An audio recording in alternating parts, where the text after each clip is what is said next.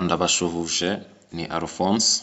Indatwa School Ruhengeri ikaba yasohoye itangazo ritanga akazi ku barezi badafite akazi muri iyi minsi, cyane cyane abashoje senior 6 bafite cya cyangombwa bita to whom concern. Ikaba yashyize hanze imyanya y'akazi kugira ngo abafite ibyo bisabwa, ibyo byangombwa bajye gupiganirwa iyi myanya y'akazi. N'aya ngaya ni amahirwe adasanzwe ku bantu bize inderabarezi cyangwa bize mu matitisi. Indatwa School Ruhengeri ikaba yashyize hanze imyanya y'akazi kugira ngo ababishoboye, abafite ubwo bushobozi bajye kuba bakwigisha mw'icyo kigo cya Indatwa Ruhengeri. Hano bakaba bafite imyanya mu byiciro bibiri, harimo mu mashuri y'incuke ndetse n'umwarimu ukenewe mu isomo ry'Igifaransa. Kuri buri cyiciro hakenewe umwarimu umwe.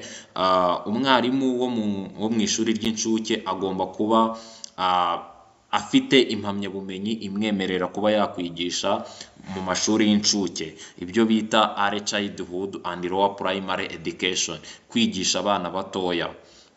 Undi mwarimu w'Igifaransa agomba kuba afite impamyabumenyi mw'icyo cyiciro cyo kuba yakwigisha indimi. Ubwo ndavuga ko kwa bano barimu basoje mu matitisi cyangwa muri nderabarezi. Hano ugomba kuba wujuje ibintu bikurikira kugira ngo ube wabasha kubona umwanya mu Indatwa School Ruhengeri. Hano ugomba kuba ukunda abana, ugomba kuba ufite umuco wo gukunda abana. Kuba uri mwarimu ugomba kuba ukunda abana kandi ufite n'impamyabumenyi wakuye mw'ibyo byiciro twavuze haruguru. Kandi nanone ugomba kuba ufite uburambe byibura bw'imyaka 2. Ariko hano hari exception cyangwa hari icyitonderwa. Hano kuba ufite uburambe mu kazi, cyane cyane kwa bano bashoje senior 6 cyangwa mu bindi byiciro, hano umwe muba mwarakoze amastage, agiye atandukanye. Rero iyo ufite stage byagufasha cyane, ukaba ufite icyo cyangombwa kigaragaza ko wakoze amastage yawe neza kandi wanakuyemo amanota ahagije. Ibyo ngibyo biragufasha kuba wajya kwaka akazi mu Indatwa School Ruhengeri. Kandi nanone hari n'ibindi byangombwa biba bikenewe, harimo ibaruwa isaba akazi yanditse neza ikurikije amahame yo kwandika ibaruwa. Kano kantu mukitondere, hari igihe umuntu yandika ibaruwa ugasanga ntabwo yujuje bya byangombwa cyangwa bya birango byose biranga ibaruwa yuzuye.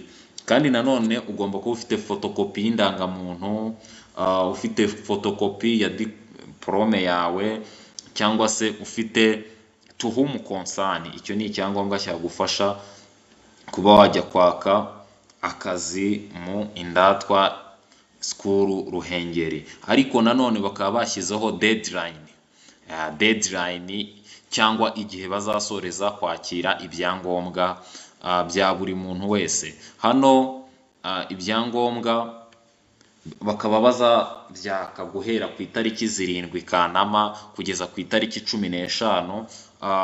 Aho ngaho niho buri muntu wese ukeneye gupiganira iyo myanya twavuze haruguru, nicyo gihe agomba gushakiramo ibyangombwa bye kimwe ku kindi.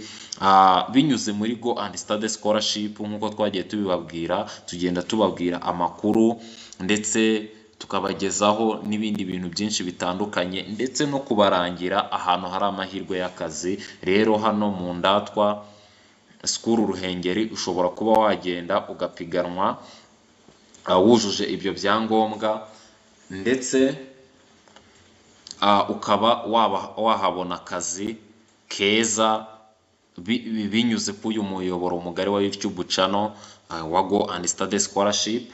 Bikaba byagufasha uyu munsi ukabona akazi ndetse bikazagufasha no mu iterambere ryawe rya buri munsi ejo hazaza. Rero ntimucikwe n'aya mahirwe, ni amahirwe y'ingenzi udakwiriye kwirengagiza, dusanga mu Indatwa School Ruhengeri. Ukaba wajya gupiganwa ukaba wabona akazi keza, cyane cyane ku bantu bize TTC Igifaransa ariko ukaba ufite diplome, ndetse no kuba warize early childhood cyangwa kwigisha abana b'inshuke ndetse no muri lower primary education. Aho hantu ukaba wagenda ugapiganwa, ayo mahirwe y'akazi ntagucike, kandi ni iby'ingenzi cyane. Ku muntu ukeneye ubundi busobanuro, hano hari nimero za telefone ushobora kuba wahamagara, cyangwa se waba utabyizeye neza ukaduhamagara tukagira ute tukaba twagusobanurira. Nimero ni 0789424084. Ukaba waduhamagara tukagufasha. Aka niko kamaro ka Go and Study Scholarship. Tugenda tubagezaho amakuru nk'aya ngaya ajyanye n'akazi, ajyanye na scholarship zo kwiga ahantu hatandukanye.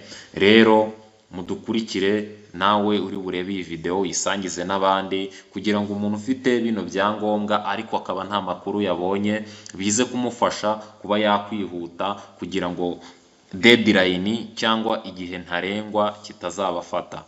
Murakoze cyane, mukomeze kubana natwe binyuze ku muyoboro mugari wa YouTube channel wa Go and Study Scholarship. Murakoze cyane.